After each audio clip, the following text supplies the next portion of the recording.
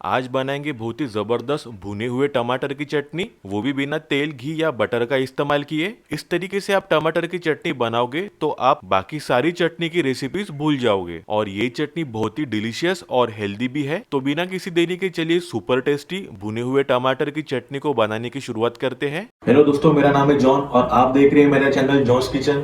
तो चलिए let's cook. तो रोस्टेड या भुने हुए टमाटर की चटनी बनाने के लिए सबसे पहले मैं यहाँ पे ले रहा हूँ 5 से 6 इस तरीके वाले मीडियम साइज के लाल वाले टमाटर। और टमाटर अपने जितने अच्छी तरीके से लाल और पके हुए होंगे तो चटनी अपनी उतनी ही ज़्यादा टेस्टी और डिलीशियस बनेगी। अब गैस की फ्लेम को हम मीडियम हाई में कर लेंगे दोस्तों, और सभी टमाटरों को अच्छी तरीके से रोस्ट कर लेंगे। और इन टमाटरों को बारी बारी से इनके साइड्स को पलटाते रहेंगे हम इस तरीके से, जिससे कि अपने टमाटर चारों तरफ से अच्छी तरीके से रोस्ट हो सके। अब 4 से 5 मिनट हो चुके हैं, देख सकते हो आप टमाटर अपने अच्छी तरीके से रोस्ट हो चुके हैं दोस्तों। और फिर इसके बाद हम रोस्ट करने वाले हैं हरी मिर्चों को। तो यहाँ पे मैं 5 से 6 हरी मिर्चों का इस्तेमाल कर रहा हूँ। और देख सकते हो आप इन मिर्चियों को मैंने बीच में से इस तरीके से कट कर लिया था। अब मिर्चियों को भी हम ग्रिल के ऊपर रख देंगे दोस्तों इस तरीके से, और गैस की फ्लेम को हम स्लो मीडियम में रखेंगे। और हरी मिर्चों को भी हल्का हल्का भून लेंगे हम दोस्तों, ये देखिए इस तरीके से। तो देख सकते हो आप हरी मिर्च भी अपनी अच्छी तरीके से रोस्ट हो चुकी है। और फिर सेम उसी तरीके से हम एक लहसुन की गांठ ले लेंगे और इसे भी हम रोस्ट करने वाले हैं दोस्तों। तो यहाँ पे आप लहसुन की मात्रा कम या ज़्यादा कर सकते हो। मुझे लहसुन का फ्लेवर बहुत ज़्यादा पसंद है, इसलिए मैं ज़्यादा लहसुन का इस्तेमाल कर रहा हूँ। तो देख सकते हो आप लहसुन भी अपना अच्छी तरीके से रोस्ट हो चुका है। अब जो हमने सभी चीज़ों को रोस्ट करके रखा था वो इस बाउल में डाल देंगे हम दोस्तों एक एक करके।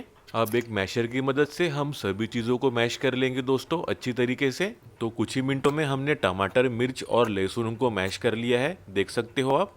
और फिर इसके बाद हम इसमें डालने वाले हैं बारीक कटा हुआ मिस्टर हरा धनिया। अब हरा धनिया को भी हम मिक्स कर लेंगे बाकी चीज़ों के साथ में और मिला लेंगे अच्छी तरीके से हम चम्मच की मदद से।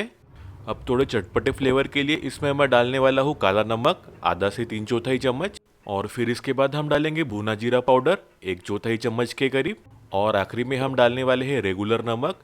तो नमक की मात्रा आप अपने हिसाब से कम या ज़्यादा कर सकते हो। और आखिर में मिला देंगे हम सभी चीज़ों को एक साथ और मिक्स कर लेंगे हम अच्छी तरीके से। और बस कुछ ही मिनटों में बन गई अपनी ये भुने हुए टमाटर की कच्ची और स्वादिष्ट चटनी। दिखने में जितनी लाजवाब लग रही है, खाने में तो उससे भी ज़्यादा टेस्टी और डिलीशियस रहने वाली है ये चटनी। तो इस तरीके से बिना तेल या घी का इस्तेमाल किए बिना इस मज़ेदार टमाटर की चटनी को आप बना सकते हो बिल्कुल झटपट और आसान तरीके से। और इसका स्वाद तो आप पूछो ही मत, आपके पूरे घर वाले तारीफ करते बिल्कुल नहीं थकेंगे। तो जल्दी से इस तरीके से भुने हुए टमाटर की चटनी बनाओ और मुझको कमेंट करके ज़रूर बताना आपको ये रेसिपी कैसी लगी। वीडियो अच्छी लगी हो तो प्लीज़ एक प्यारा सा लाइक ज़रूर कर देना। अपने दोस्तों और रिश्तेदारों के साथ ये रेसिपी को ज़रूर शेयर करो। और ऐसे बेहतरीन रेसिपीज़ के लिए मेरे चैनल को सब्सक्राइब ज़रूर कर लेना। बेल आइकन को दबाना बिल्कुल मत भूलना, इससे आपको मेरी हर वीडियो की नोटिफिकेशन मिलती रहेगी। और ऐसे बेहतरीन रेसिपीज़ के लिए मेरे ये वीडियोस को भी क्लिक करना बिल्कुल मत भूलिए। तो मिलते हैं एक नई रेसिपी के साथ, तब तक अपना ख्याल रखना। Bye, thank you.